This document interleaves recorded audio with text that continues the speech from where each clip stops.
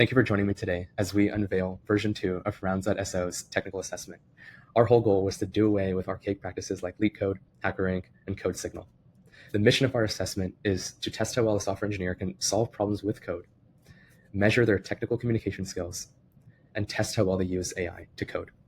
In this demo, I'll show you our assessment's experience, why AI can't do this assessment, but good engineers can, and how you can understand candidates with our insane reports. Let's get into an example problem where you're asked to be an intern at a drone company. We've tried to simulate their software engineering experience as closely as possible as we could in under just an hour assessment. You get team calls, you might get data from different teams. In this example, we're getting aerial shots from a drone where we're asked to extract the buildings in the photo.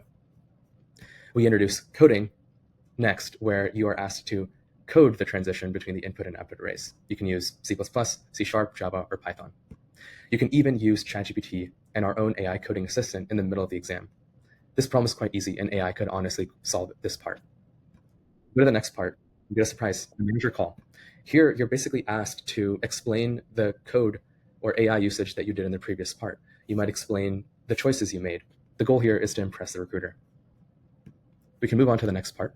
And as you can see, the parts get harder and harder as you go down. Here, we're asked to create a path for the drone to follow, given an order of buildings to visit.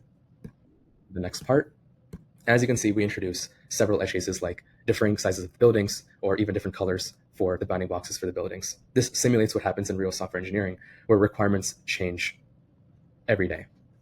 The last part of our assessment is the most creative part, where you're able to suggest a new feature for the problem that you just did. Let's do that now.